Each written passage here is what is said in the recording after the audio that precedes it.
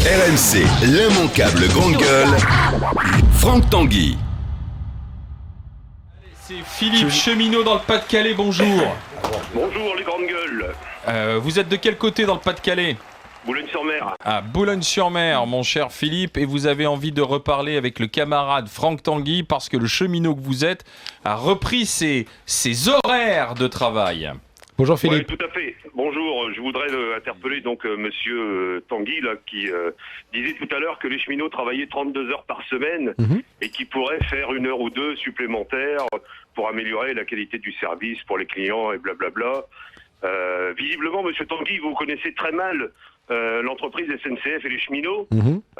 D'ailleurs, j'en profite aussi par la même occasion, si vous le permettez, pour filer un petit coup de griffe en passant à monsieur Pascal Perry, qui n'est pas là aujourd'hui, mais qui souvent dit des belles âneries sur les cheminots également. Et pourtant, lui, il connaît l'entreprise, il a écrit un bouquin au sujet de la SNCF. Non.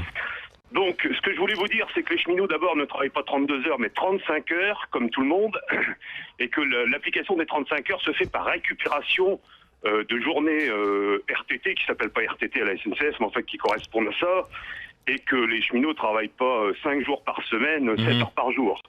Les cheminots font des journées de, la plupart du temps, 10 ou 11 heures, avec des coupures qui ont lieu d'ailleurs dans des endroits différents, pas sur leur lieu de travail quelquefois, et qu'à l'issue de ces 10 ou 11 heures de travail, ils sont souvent ce qu'on appelle en découché, en RHR, donc dans des lieux loin de leur résidence familiale. Oui, comme tous les commerciaux, hein, et on va pas les plaindre, ils vont pas se mettre à saigner pour autant.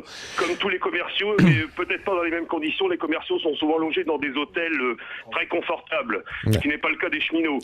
Et en plus, donc, à l'issue de ce RHR qui dure 9 heures, ils reprennent le service pour 10 heures d'amplitude au retour. Donc on est loin des 32 heures que vous évoquiez tout à l'heure, monsieur Tanguy. Philippe, moi je vais vous parler d'un arbitre dont l'impartialité est reconnue, qui s'appelle la Cour des comptes, qui se trouve à Paris, rue Cambon. Et en 2008, la Cour des comptes a mesuré le temps de travail effectif des conducteurs de train. 6h14 par jour. Des conducteurs de manœuvre, 7h25, et des conducteurs de TER à 6h08. Voilà, le temps de travail effectif, monsieur Tanguy, c'est le temps passé en tête des trains. Mais vous savez que quand vous conduisez un train, vous faites un tas d'essais avant départ, après l'arrivée, vérification des freins, etc. Et ça on parle pas du temps passé. Non, excusez-moi, monsieur. On ne parle pas du temps passé à conduire le train. Je suis tout à fait capable de voir la différence. La Cour des comptes a mesuré le temps de travail, et pas le temps passé le temps de travail. Excusez-moi, mais le temps de travail à la SNCF, c'est l'amplitude d'une journée, le travail effectif.